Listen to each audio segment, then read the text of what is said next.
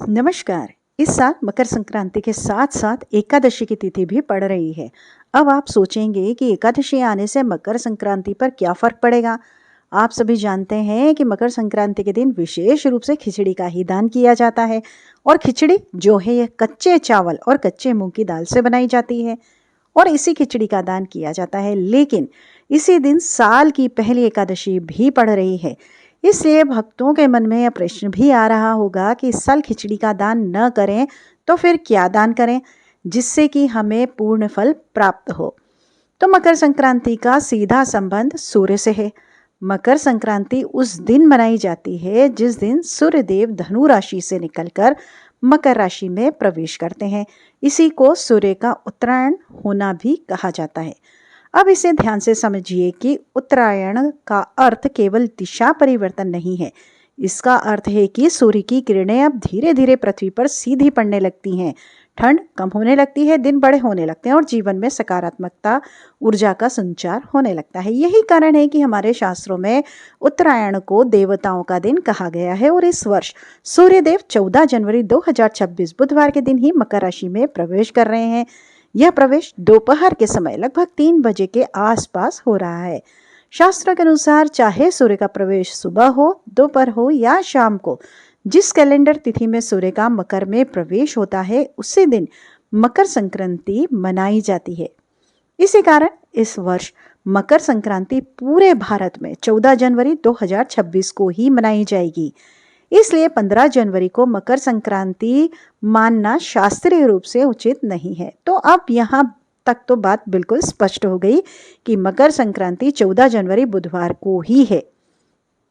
लेकिन यहीं से शुरू होती है इस वर्ष की सबसे बड़ी उलझन, क्योंकि इसी 14 जनवरी को पौष मास की जो है शक्तिला एकादशी भी पड़ रही है। और जैसे ही एकादशी का नाम आता है तो प्रत्येक श्रद्धालु के मन में तुरंत यह नियम याद आ जाता है कि एकादशी के दिन अन्न विशेष रूप से चावल वर्जित होता है।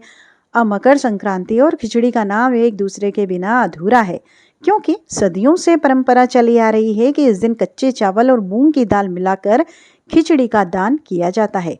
कहीं कहीं खिचड़ी पकाकर दान की जाती है और घर में भी प्रसाद रूप में ग्रहण की जाती है। लेकिन जब एक ही दिन एकादशी भी हो और मकर संक्रांति भी, तब आप सभी का भ्रमित होना स्वाभाविक है। इसलिए मन में प्रश्न उठता है कि अगर खिचड़ी में चावल हैं तो एकादशी में चावल वर्जित है, तो फिर इस बार दान कैसे किया जाए। क्या मकर संक्रांति का दान अधूरा रह जाएगा? क्या खिचड़ी का दान न करने से पुण्य कम हो जाएगा? ये सारे प्रश्न जो हैं आज लाखों भक्तों के मन में चल रहे हैं। इसलिए इस वीडियो का उद्देश्य केवल जानकारी देना नहीं, बल्कि भ्रम को दूर करना और धर्म का सही मार्ग दिखाना भी है। तो एकादशी का नियम बहुत स्पष्ट है कि इस दिन चावल को खाना या पकाना और दान करना सख्त मना होता है। इसलिए भक्तों, इस वर्ष 14 जनवरी को मकर संक्रांति होने के बावजूद खिचड़ी का दान उस दिन करना उचित नहीं माना जाएगा, बिल्कुल नहीं करना है। अब यहीं पर बहुत लोग निराश हो जाते हैं। उन्हें लगता है कि अगर खिचड़ी का दान नहीं हुआ तो मकर संक्रांति तो अधूरी रह गई। लेकिन यह सोच अधूरी है, क्योंकि मकर संक्रांति केवल खिचड़ी का पर्व नहीं है।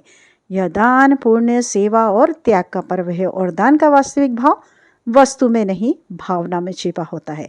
तो एकादशी को साधारण एकादशी समझना बहुत बड़ी भूल होगी। यह वर्ष की पहली एकादशी होती है और इसका महत्व अन्य एकादशियों से भी अधिक माना गया है। शास्त्रों में बताया गया है कि इस एकादशी के नाम ही तिल के ऊपर रखा गया है, क्योंकि इस दिन तिल का दान, तिल का सेवन और तिल से संबंधित कार्य विशेष फल देने वाले माने गए हैं। इसलिए अब जरा ध्यान से समझिए। एक और मकर संक्रांति जिसमें तिल और गुड़ का विशेष महत्व है, दूसरी ओर शक्तिला एकादशी जिसमें तिल को मोक्षदायक बताया गया है। अब जो दो पर्व एक साथ आते हैं जिसका केंद्र बिंदु तिल हो, तो यह कोई संयोग नहीं बल्कि एक दिव्य संकेत होता है। यह संकेत हमें बताता है कि इस वर्ष मकर संक्रांति पर तिल दान का महत्व कई गुना बढ़ गया है। अब बहुत से लोग यह भी पूछते हैं कि खिचड़ी का दान क्यों इतना महत्वपूर्ण माना गया है। तो इसका उत्तर ये है कि खिचड़ी में चावल और दाल दोनों ही होते हैं, जो अन्न का पूर्ण रूप माने जाते हैं। अन्न को सभी दानों में श्रेष्ठ बताया गया है। इसी कारण मकर संक्रांति पर खिचड़ी का दान सबसे बड़ा पुण्य माना गया है।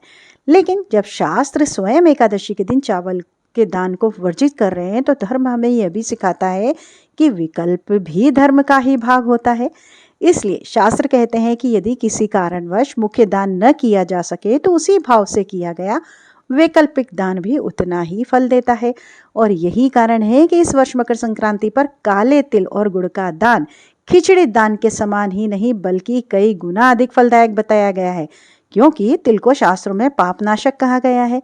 कहा जाता है कि तिल में भगवान विष्णु का वास होता है और गुड़ में माता लक्ष्मी की कृपा मानी जाती है।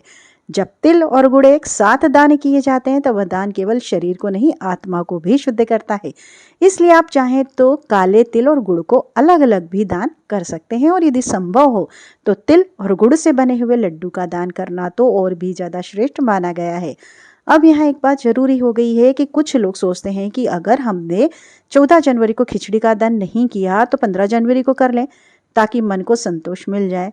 तो भक्तों, शास्त्रीय रूप से देखें तो 15 जनवरी को खिचड़ी का दान किया जा सकता है, उसमें भी कोई दोष नहीं है। लेकिन मकर संक्रांति का विशेष पुण्यकाल 14 जनवरी को ही होता है। इसलिए यदि आपको पूर्ण फल चाहिए तो 14 जनवरी को ही तिल गुड़ का दान करना सर्वोत्तम रहेगा। अब यह भी समझना जरूरी है कि दान केवल वस्तु देने का नाम नहीं, दान का अर्थ है अपने भीतर के अहंकार, संग्रह और लोभ का त्याग। अगर कोई व्यक्ति सच्चे मन से तिल गुड़ का छोटा सा दान भी करता है तो वह उस व्यक्ति से श्रेष्ठ माना गया है जो दिखावे के लिए बड़ा दान करता है। तो अब तक हमने यह समझ लिया कि इस वर्ष मकर संक्रांति और शैतिल एकादशी एक साथ पड़ने से खिचड़ी का दान संभव नहीं है, लेकिन तिल और गुड़ के दान से भी आपको कई गुना अधिक पुण्य फलों की प्राप्ति होगी। अब हमारे शास्त्र कहते हैं कि दान का मूल्य वस्तु से नहीं भाव से तय होता है।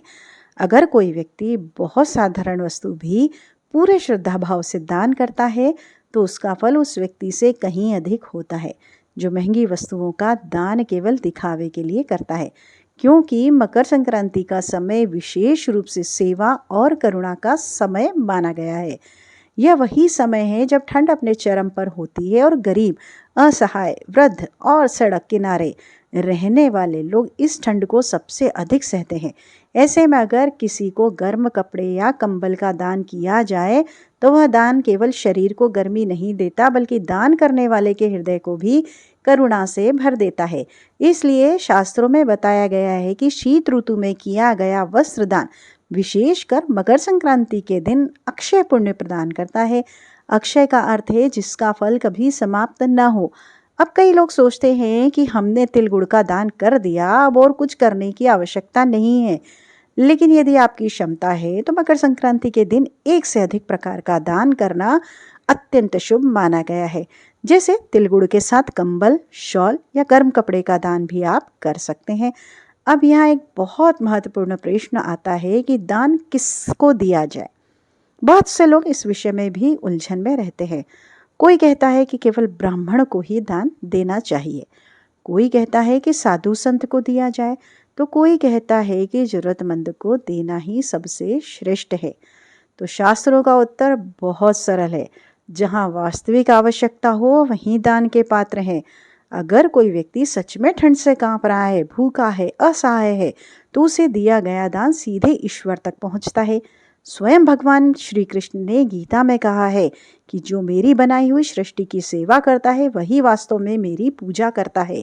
इसलिए आप तिल गुड़ का दान किसी गरीब व्यक्ति को दें, कंबल किसी जरूरतमंद को दें या मंदिर जाकर पंडित जी को दक्षिणा दें। तीनों ही प्रकार का दान पुण्यदायक है। अब बात करते हैं कि दक्षिणा की। अक्सर लोग दान में केवल वस्तु दे देते हैं और दक्षिणा देना भूल जाते हैं, लेकिन शास्त्र कहते हैं कि कोई भी दान बिना दक्षिणा के अधूरा माना जाता है। दक्षिणा का अर्थ ये नहीं है कि बहुत बड़ी राशि दी जाए।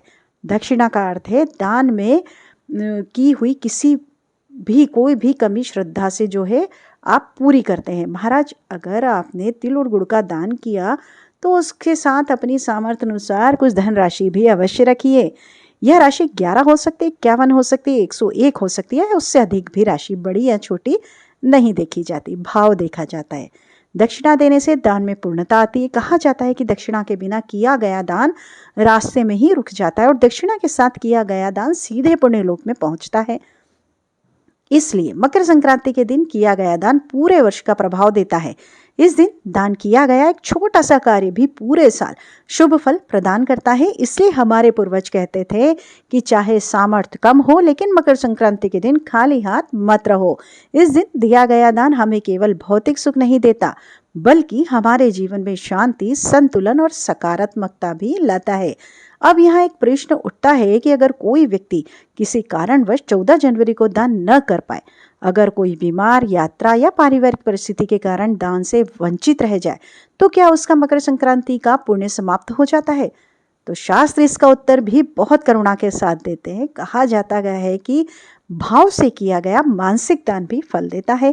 इसलिए यदि आप 14 जनवरी को मन ही मन संकल्प ले कि हे भगवान, आज मैं अपनी सामर्थ्य अनुसार दान करना चाहता हूँ या करना चाहती हूँ, पर परिस्थिति के कारण संभव नहीं है, तो मेरी भावना को स्वीकार कीजिए। ऐसी संकल्प जो है आपका व्यर्थ नहीं जाता, क्योंकि धर्म इतना कठोर नहीं है, वह परिस्थिति ना समझे। ईश्वर भावना देखते हैं, साधन नहीं। अब बात करते हैं 15 जनवरी की। बहुत से लोग ये पूछते हैं कि क्या 15 जनवरी को खिचड़ी का दान किया जा सकता है? तो शास्त्रीय दृष्टि से उत्तर है कि हाँ, 15 जनवरी को खिचड़ी का दान किया जा सकता है। उसमें कोई दोष नहीं है, क्योंकि उस दिन एकादशी नहीं है। लेकिन यह समझना जरूरी है कि 15 जनवरी को किया गया दान, खिचड़ी दान, मकर संक्रांति विशेष पुण्य नहीं देगा, बल्कि वह सामान्य अन्नदान के पुण्य में ही गिना जाएगा। इसलिए यदि कोई व्यक्ति यह सोचकर 15 जनवरी को खिचड़ी का दान करता है कि मैंने मकर संक्रांति का दान कर लिया, तो यह सोच शास्त्र सम्मत नहीं है। मकर संक्रांति का विशेष पुण्यकाल 14 जनवरी को ही है और इस वर्ष उस पुण्यकाल में तिल, गुड़, वस्त्र, कंबल और सेवा का दान ही श्रेष्ठ माना गया है। अब कुछ सावधानियां भी जान लेना बहुत आवश्यक है आपके लिए। दान करते समय कभी भी अहंकार न करें। दान देते समय किसी को नीचा न दिखाएं। दान देकर उसका प्रचार ना करें। शास्त्र कहते हैं कि जो दान दिखावे के लिए किया जाता है वह पुण्य नहीं, केवल समाज की प्रशंसा देता है। इसलिए दान हमेशा दाएं हाथ से करें और मन शांत रखें। दान देते समय मन में किसी प्रकार की खिन्नता या मजबूरी का भाव न लाएं। और दान कभी भी सूर्यास्त के बाद नहीं करना चाहिए।